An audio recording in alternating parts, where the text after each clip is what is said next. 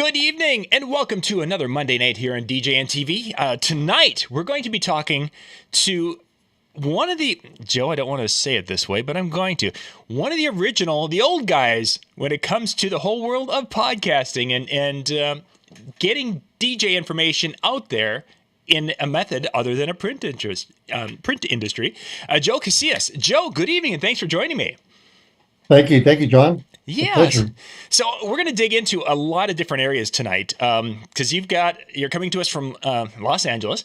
You've got Yes. a very diverse background. I want to really dig into that. But before we go into all of those areas, for those people who do not know you, let's have that little elevator speech of telling us a little bit about who Joe Casillas is. Well, I started back in 1978 as I want to say, disco DJ. I was doing the mobiles for about 10 years, and then I went to the clubs. And basically, I've been doing bar, clubs, and also mobile DJing ever since. So I do weddings, quinceañeras, corporate events, and you name it, I'm there. Um, it's a family-owned business, so I have my wife and daughter helping me out. Mm-hmm. The DJ, the photo booth, the uplighting, monogram, and everything else in between. And so if I'm going to do my math here and such, and you're going to be coming up on 40 years here pretty soon. Well, actually, I've been doing it DJ for 47 years. 47 years. Oh yeah. 47. Excuse me. I'm short. You're almost working on 50 years. Mine started about Gosh, that means I'm almost 40 years into this industry. What am I talking about? I think that some people would say we're getting old, Joe. So, Well, yes, yeah, it's one of those things we've been there. we are old. We're experienced, but we can still do the job. That's the important part. Yeah, that's a big deal because basically a lot of people think, is there a shelf life in our industry? What is the time to retire? And basically, if you can continue to do this business and your business model enforces a business, not a hobby, then it's going to go as long as you want it to go. Mm-hmm. And then hopefully by then you can either sell your business or have a friend or family continue it. But you already have your name and I want to say everything already established. You've got your LLC and your corporate events and so on and so forth. Mm-hmm. And it becomes that an asset as opposed to a right. It's hobby. a business. It's a business. It truly is a business, yeah, and that's what a lot of us, and even to a point myself included, because I at one point in time had it as a business, and then I decided to, because everyone was searching for my name, I transferred it over to becoming all about all based around me and my personality and who I am, and I went from being something that was saleable as an entity, a business entity, to now, if I'm not there, I'm the value of the name, and it was done for a reason, probably not, a good reason, depending upon how you want to look at it. So I get that. I get that a lot. So 1978, you're coming to, just short of 10 years before I got into it. What got you into the DJ that, brought you into that field at that age? That's a great question. I come from a musician family. Mm. My dad played the guitar. My uncle played the saxophone, piano. My cousin was actually a singer. Her name was Vicky Carr. Never don't know if you ever heard of her. But coming from a musician standpoint, my dad said, "Hey, we need you to learn an instrument." Okay. I go, Mm-hmm. what kind of instrument?" He goes, "Well, I'm going to get you an accordion." Mm. I go, "Accordion?" I go, "But Dad, there's so much things I got to do. I got to play the keys on one, open it and close it, and the keys on the other, and it's very complicated." He says, "Son, this is not only going to train you in music, as we always want to continue with our family, but Sure. it'll also give you that discipline of playing an instrument. Mm-hmm. And the more you practice, the better you're going to become, not only from an instrument standpoint, but musically. You'll be able to understand it and appreciate it more. Because you hear music, you go, okay, but you don't understand the format. What was the formula to create that great classic tune?" Mm-hmm. and a lot of people just take it for granted. They're Yeah. just like, oh, they hear that little hook and that's okay, but they don't understand what it actually took to put that song together. And how old would you have been about that time when your dad I introduced was you to about the? 11 years old. Okay, so a very young Joe, and here Dad hands you an accordion. Oh wow! So you're barely big, much bigger than the accordion at that point. I mean, Oh, they were they huge. were They're, huge at you that know, time. Yeah. you can imagine that nothing like the small ones you see. This thing was huge. You know, So how did you take to it? What were your thoughts as you were getting into that? I actually liked it Mm-hmm. because basically, we're in California. We migrated from Texas to California, but we would go visit my uncles, aunts, and uncles.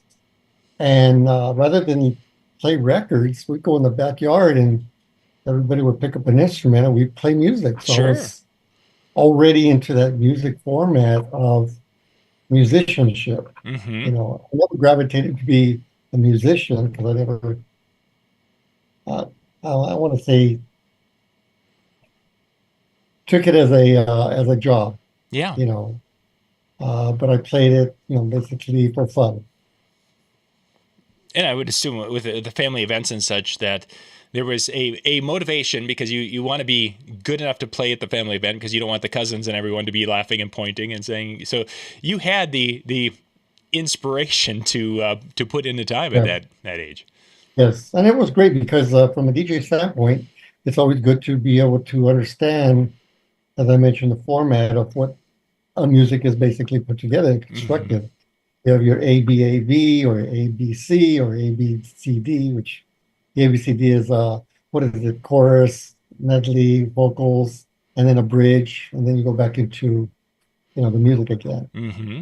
Most of our music is nowadays is like you have your intro, your music, and then your outro, and that's it.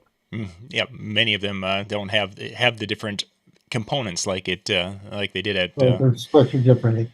AI hasn't added all those things to a lot of those songs yet, unfortunately.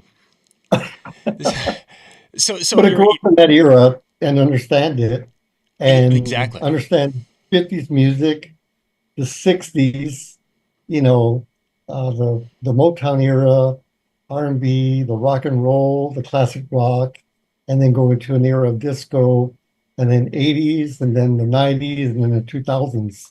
It's just, you know, Quite a progression, definitely, and that's one of the areas we talk about with my children, even on some of the shows, is that guys your age and my age, we experienced where some of these songs were when they came out or when they were hot on our at our weddings or our events, and we've seen the cycle where that yep, generation is no longer with us that were into those types of songs and that type of music, and it's like, oh, there's so much great music that has now been put on the shelf because that generation is no longer on a dance floor for us. right. Yeah. And they're using the same hooks that they did, Mm-hmm, mm-hmm. you know, recreating those songs in a different format, but it's still the same music, Very much. Yeah. still the same melodies, still same riffs. Yeah, Yeah. From a lot nothing, of. nothing has really changed. And I think what was it, Gene Simmons from Kiss, Mm-hmm. was it Kiss? Yep. Yep. Yep. From Kiss.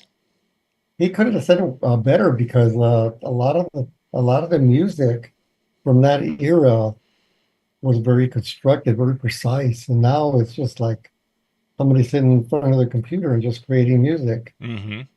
Musicianship has gone away. That rock and roll era that we listened to, the Led Zeppelins, Yes. the Eagles, all those bands, rock bands from the 60s and 70s have gone on the wayside, and some of them are still around. Mm-hmm.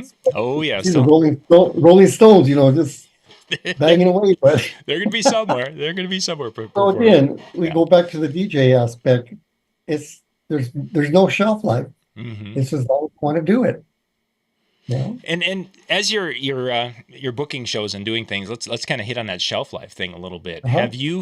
Have you seen a resistance to that you're no longer the the age of the parents of your couples? We've now moved to the point where sometimes I'm literally the age of the grandparents. If they were younger grandparents, and that I think that was maybe more of a culture shock for me. But have you Mhm. seen people who are like, no, we probably want just a little bit younger DJ who's more hip, more fun, whatever. Um, that's a great question, John. And I'll just go back to I just did a prom, high school prom 2 weeks ago. Hmm. Kids, people don't care so much. They want to make sure that they're comfortable with a reliable person that's going to play their music. Doesn't matter whether you're young or old. If you don't play their music, especially with teens and dances, Yeah. they'll eat you alive. Hmm. And that's why a lot of DJs, veteran DJs won't touch that because they're just like, ah, Yeah. you know, these kids are asking for stuff I don't have and this and that. And, you know, times have changed, Yeah. you know. Um, Either you are relevant or you get left behind or you just get forgotten. Hmm. So to answer your question, it really depends on yourself and how you market yourself. Hmm. I have couples that basically don't care, and they see me, they meet with me, they talk to me on the phone, and just basically your presence. You have to have that emotional impact with your clients, Hmm. and if you can't sell them on yourself, your personality, and the service that you provide, they're not going to hire you. As Hmm. simple as that. Yeah, You very, know. and I mean, that's a universal truth right there. It doesn't matter if you're 20, 30, 40, whatever.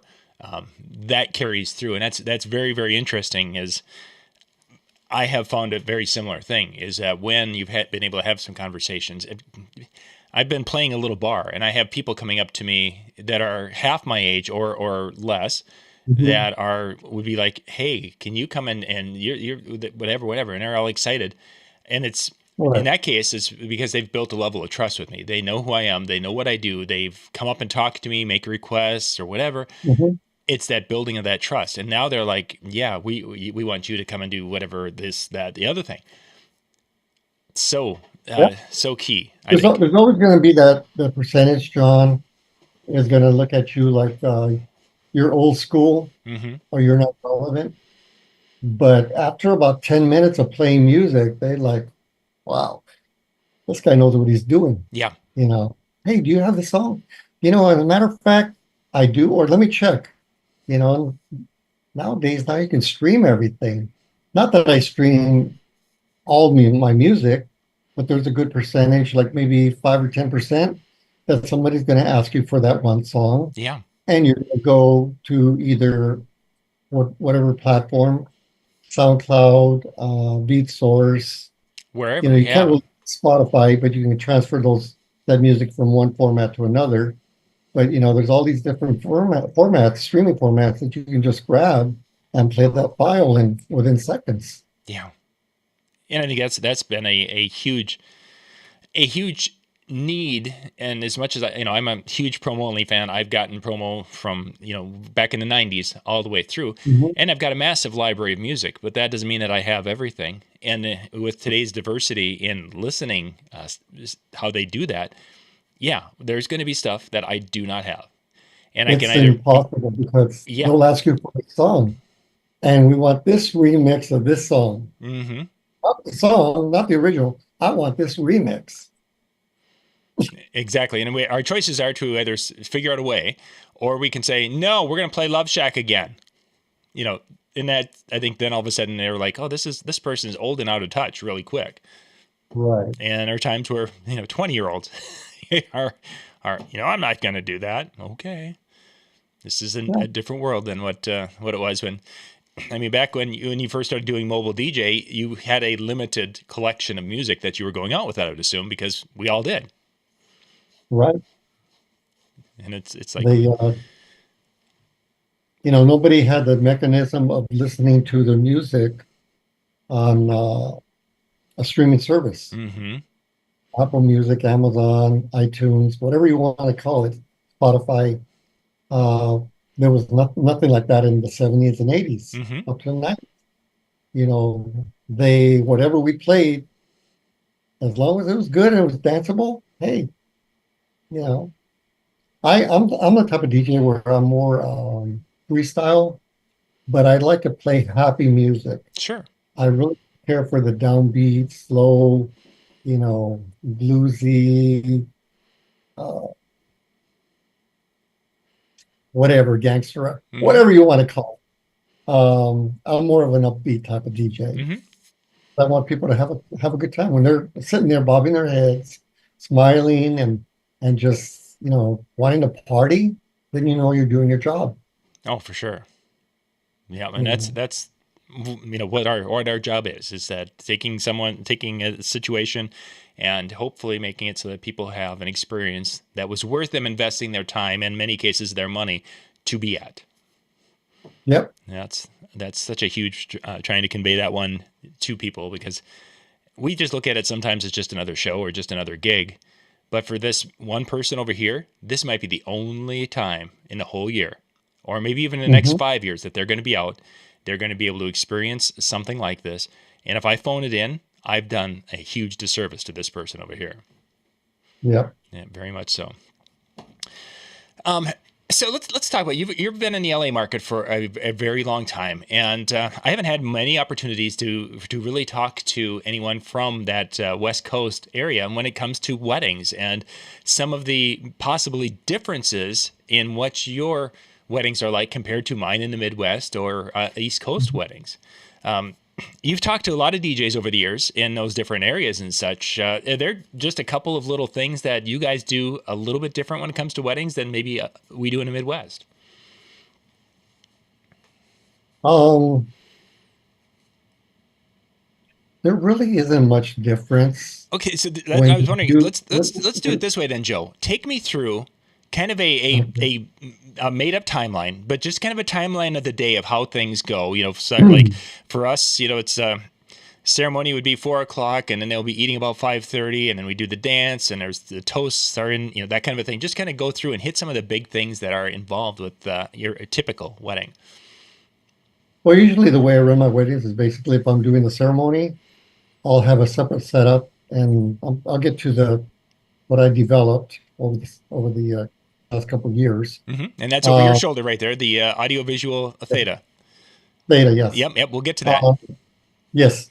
So basically, you have your 1 hour, 2 hour window of ceremony, music background, possibly cocktail.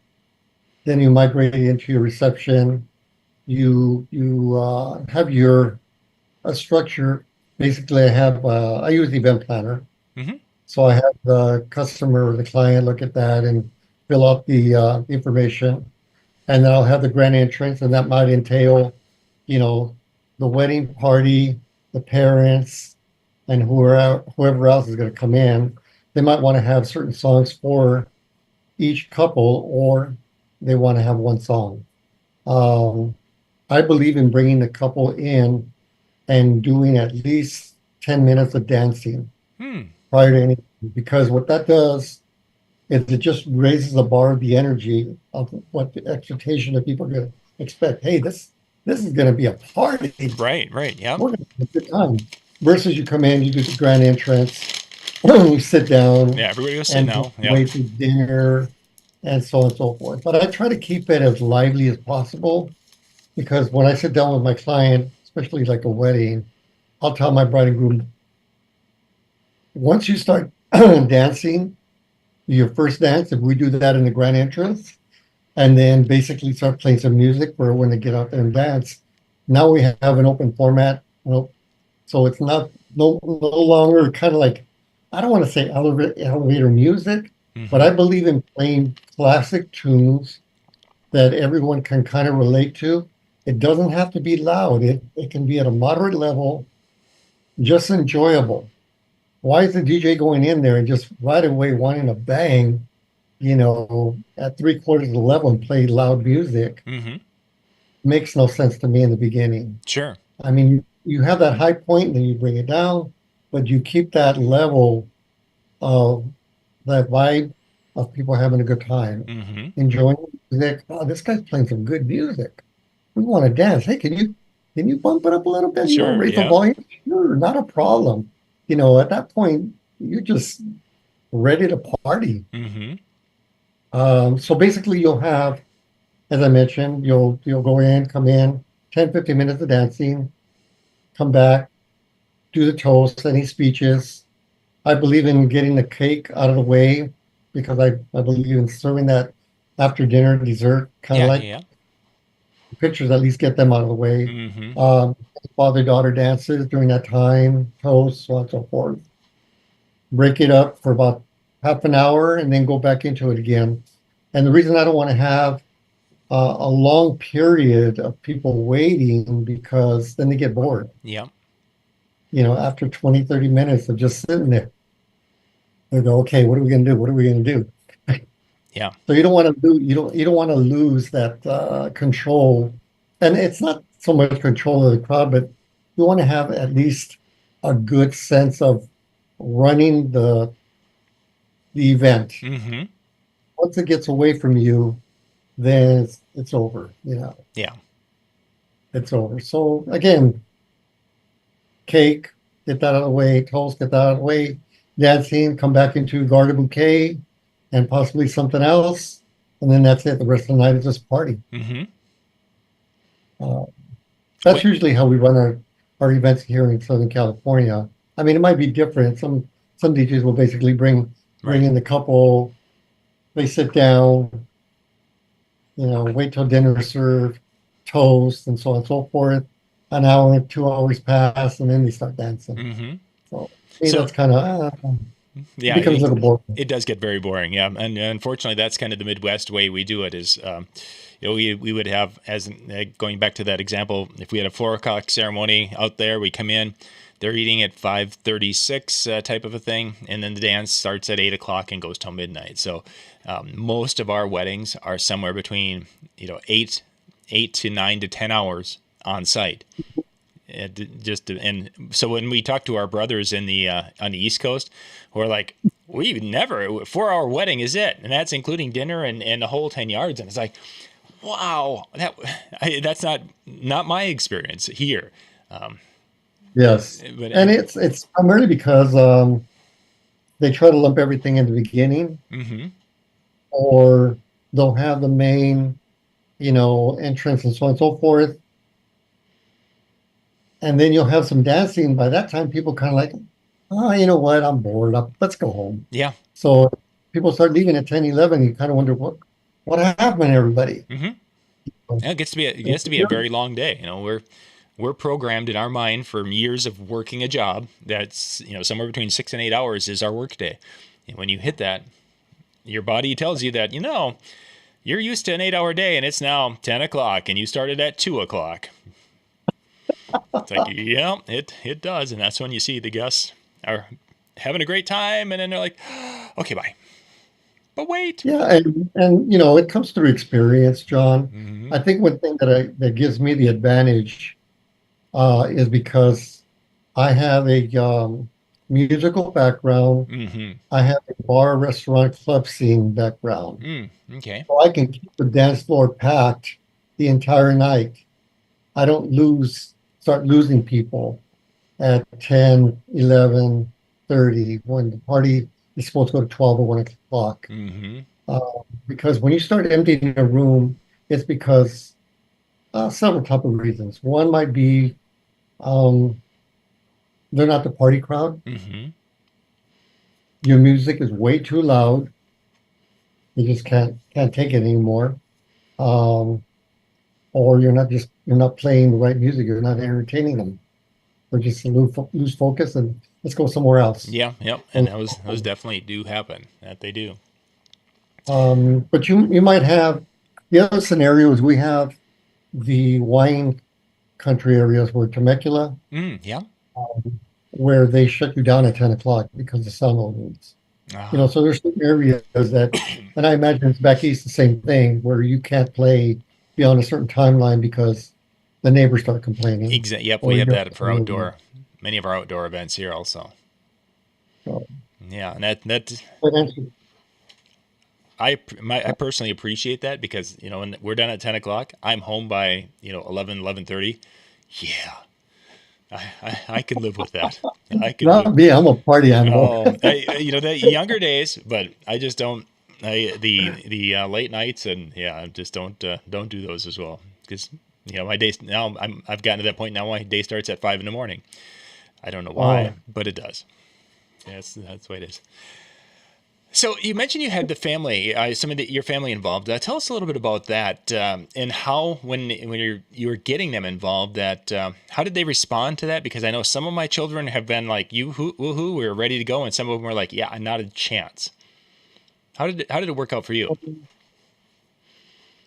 well, my wife and daughters are very protective of their father. Hmm. They want to make sure that I'm always safe, and it has a lot to do with your upbringing. I mean, I have sons, and they've gone in different directions. They've helped me for several years, but they no longer want to do the DJ aspect. Mm-hmm. Where I basically have my wife and daughters help me is uh, from the photo booth standpoint, or they'll help me set up, the uplighting and so on and so forth. Mm-hmm. Rather than sit home and not make any money, I kind of see it as a way for them to a side hustle Sure. because it's a Yeah. business. It's a family-owned business, and basically I take care of them. I don't pay them an hourly wage. Mm-hmm. I uh, I pay them a fair amount because they're family first of all, Yeah. and second of all, they're helping me. Mm-hmm. So that's one advantage that a lot of PJs don't have, and it can come down to their wives as well. Sometimes your wife doesn't want to go with you. She doesn't want to help you. She's not interested, Mm-hmm. and that's okay. That's okay. You hire somebody. Yeah. But for the couples that basically want to be there for you because it's a business, it's not a hobby, and that's what separates it. Mm-hmm. If you open up a restaurant, you probably have your whole family contributing and helping one way or another, right? Oh yeah. Because it's a business. This is how you teach them uh, the money, how to save, how to invest, and your time. Yeah, you can go play and play time, but when we're running a business, there's that work ethic that you have to have. Otherwise, what do you have? Mm-hmm. No, I mean, you go to your 9 to 5 job and you come home, you're tired, and you just got to watch TV or do something. And a lot of people get lost. Very much. Yeah. Uh, Very quickly. but when you're running your own business, it's a completely different game, Mm-hmm. and that's the way I treat it. Yeah. So to answer your question, my wife and daughter run the photo booth. They also help me set up and tear down. So it's kind of a good thing on my part Mm-hmm. because again, it's a family-owned business. Yeah. Yeah. And when my boys are able to come with and help and do some things, they're the there's family time. There's moments. There's teaching moments with the kids, whatever it is, on life lessons or business lessons or whatever. Just so many moments that have been so precious that have happened while we've Right. been at shows. So that's fabulous. Now, does that mean all of my children have been with me to shows? No, like your boys, they might have been there a couple of times and then they're like, yeah, no, I'm gonna go do something else. Okay. But you know what? You have to be how would I say, receptive Mm-hmm. because everybody thinks differently, and you have to honor them and respect Oh, for the sure. life you choose. Mm-hmm.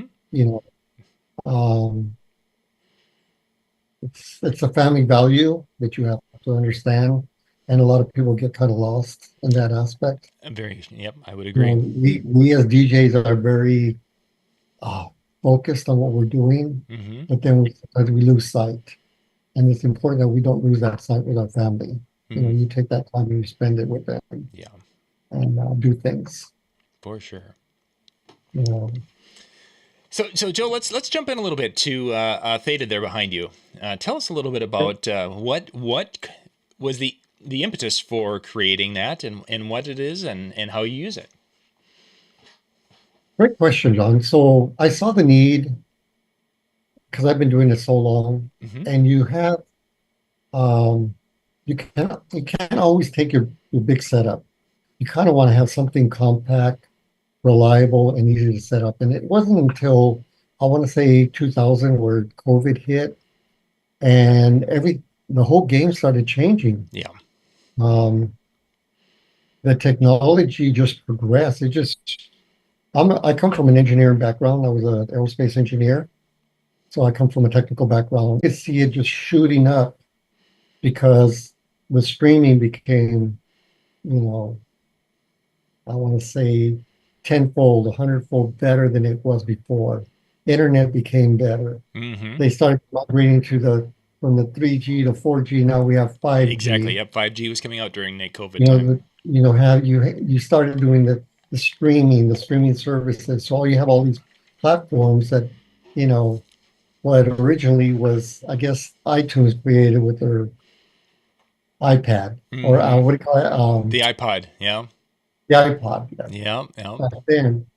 So they kind of just took that to the next level, and then you either have your Android or your Neville or your iPad, where basically people utilize it. And I saw that need, and I go, you know what? There's a niche that hasn't been filled, and if it has, it hasn't been put into one unit where you can use it and use it for multi applications, Mm-hmm.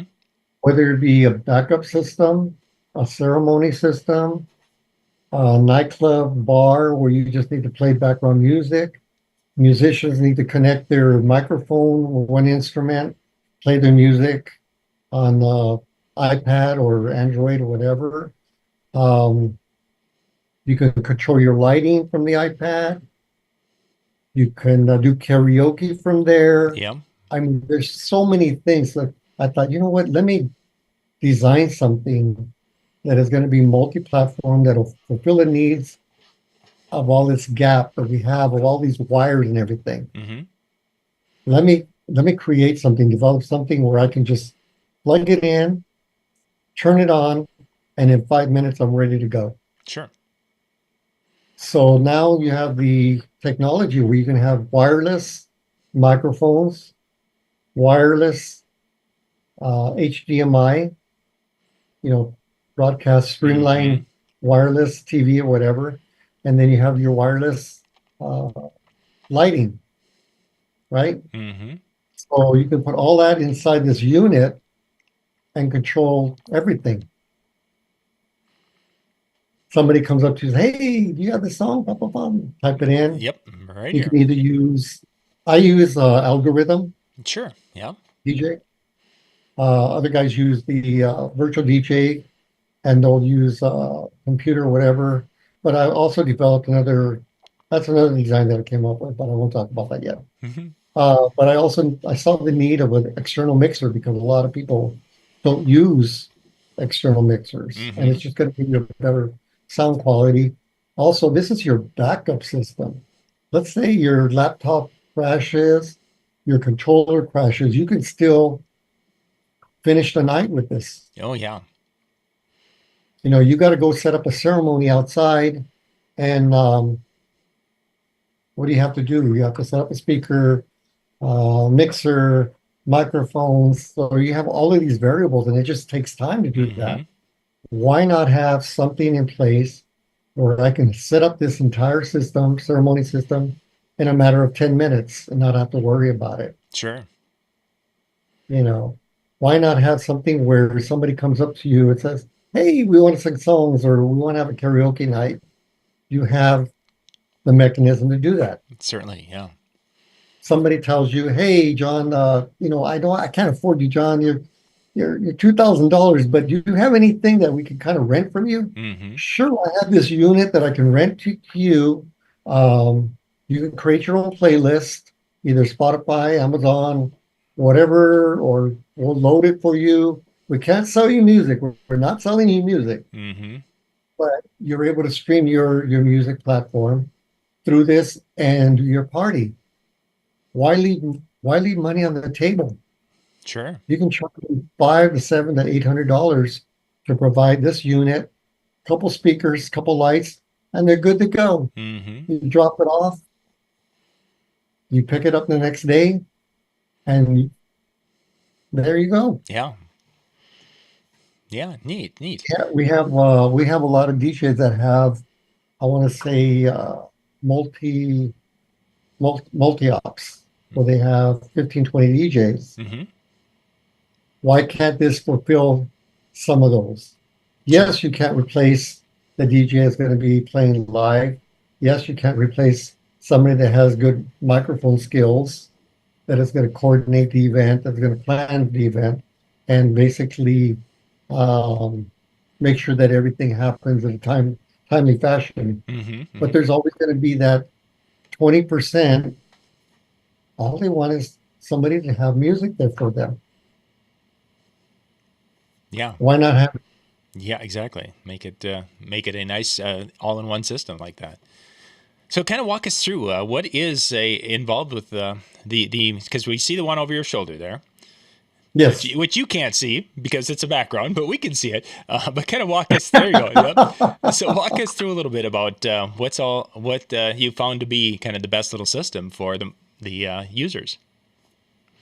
So what I did is I developed it to be able to be used by just about anyone. I want to say a lot of how many people already or have an iPhone or iPad? How You, many people have a Surface Pro or yeah, an Android? some sort of tablet, probably 2/3 of our population, type of a thing. So they've already been acclimated into that format. It's not something like brand new that Mm-hmm. has to be learned from ground level. All that needs to be learned is whatever software they're going to use. Mm-hmm. But if you actually wanted to take this out and have a movie night, you can basically browse, go to the internet, and watch Netflix on a widescreen TV outside. Mm-hmm. You could take it to a mountain area, remote area, and basically have your own battery source, power supply, whether it be Zachary or something else, and operate everything from your Zachary. Mm-hmm. So it's all your entertainment center all in one box. So inside, it comes in different variations because I might have a straight connection from the iPad to the mixer via, a DIN pin and Mm-hmm. RCA, right?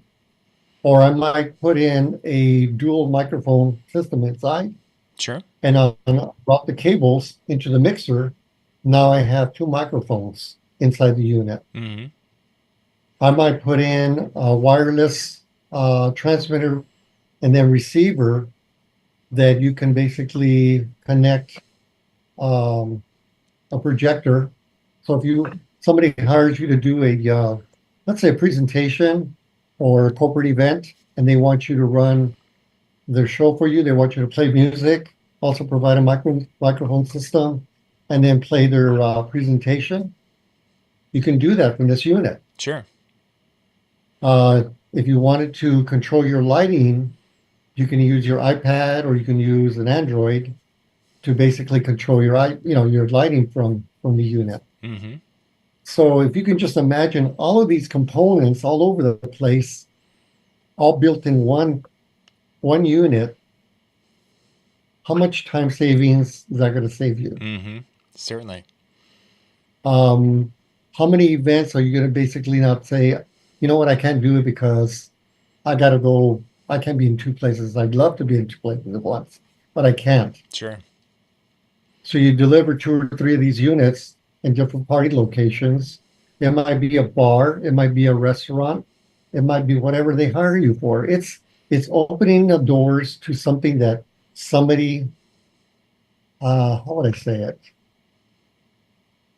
hasn't done yet. Mm-hmm.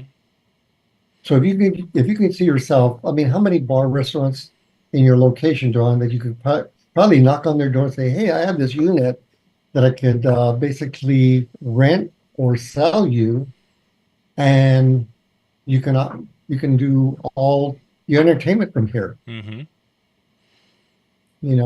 A lot of times you have wireless system speakers that you can basically place in different locations. So it becomes so easy for us, John. Yes. Why not take advantage of that? Mm-hmm. Mm-hmm.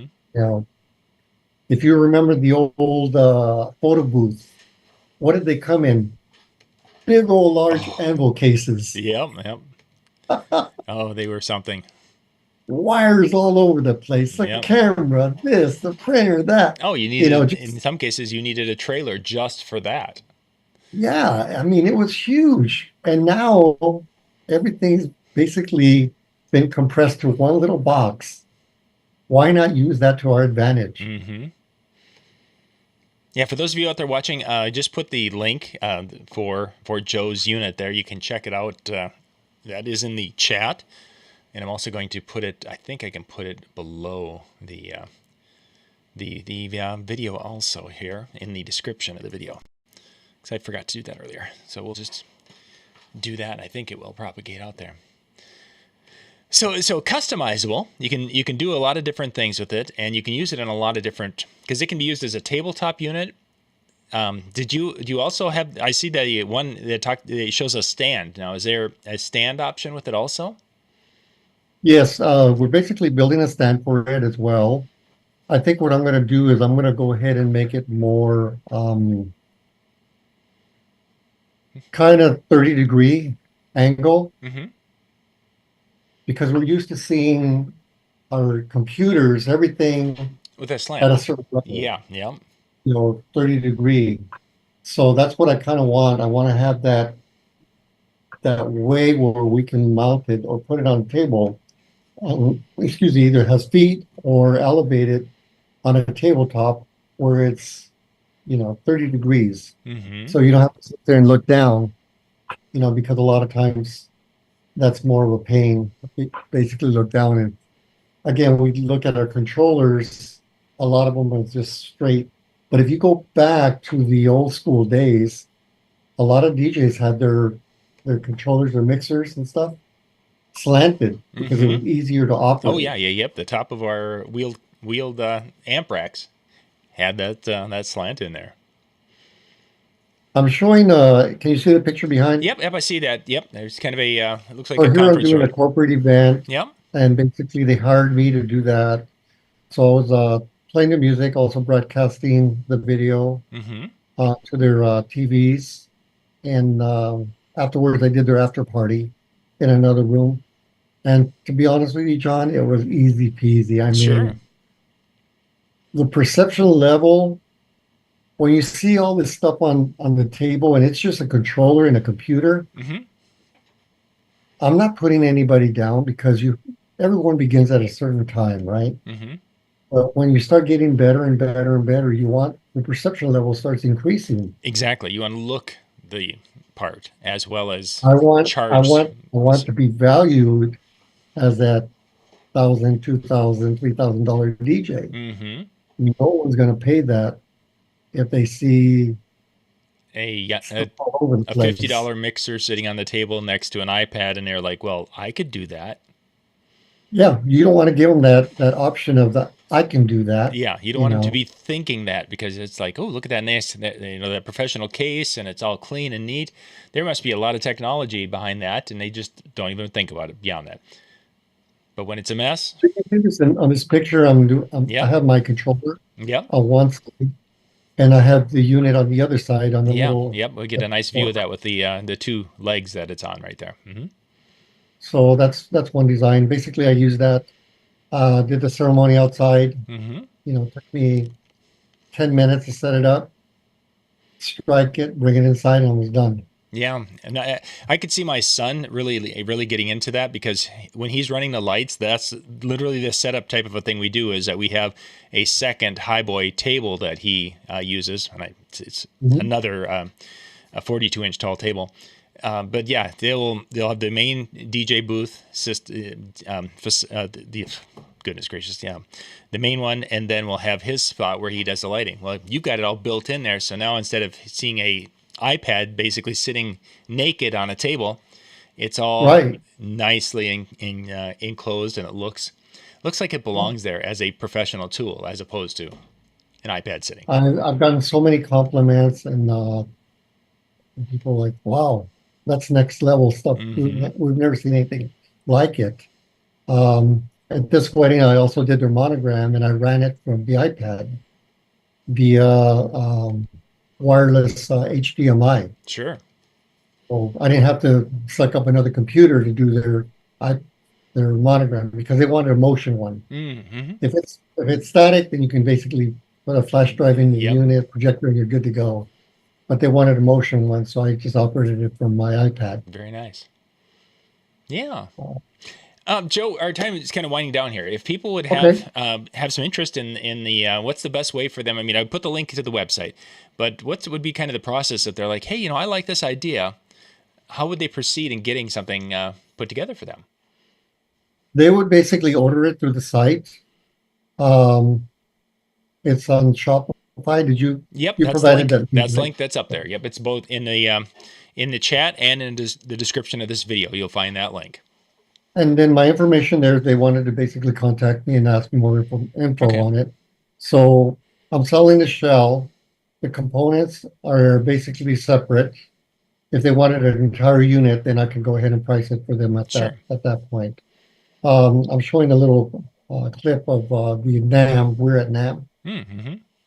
and basically I was selling a unit there as well. Yeah. But that's I'm sure everyone's going to have 1,000 questions. Mm-hmm. I'm here to do that, to provide it experience. When you reach a certain level, John, you either share the information or it gets lost, you Yeah. know. And I love what your platform is doing because, I mean, it's very, very important that you pass on this information and stay relevant with what's going on in this day and age. Mm-hmm. Mm-hmm. When I started, I don't know if you remember Jose Heredia. Yep. Yeah. That's actually we're circling around to one of how we started. I was doing the CrossFader show with him, many moons ago. Mm-hmm.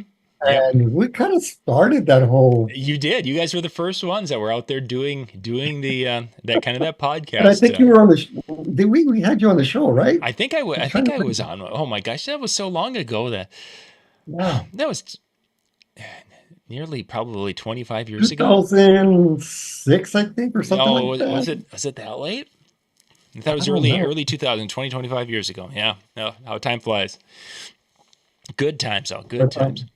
But yeah, the gang, everyone. The link is in the chat. It's in the video description of the video. Check that out. If you've got some questions and such, or you want to talk about customization, reach out to Joe, and he can kind of talk you through and give you some options and ideas. And yeah, really for cleaning up the look and upping your game when it comes to that flexibility with ceremony with a backup. Just a great option there. I like it. thank you, thank you. Joe, we're going to bounce. Thank you again for coming in and sharing your story. I appreciate it tremendously. And we'll be back in about 10 minutes tonight with our second show tonight. Dan will be joining me, and we're going to chat about, I'm really not sure what Dan's going to bring for a topic tonight, but we'll be back in about 10 minutes. Joe, thanks again for Okay. being with me tonight. Thank you so much, John.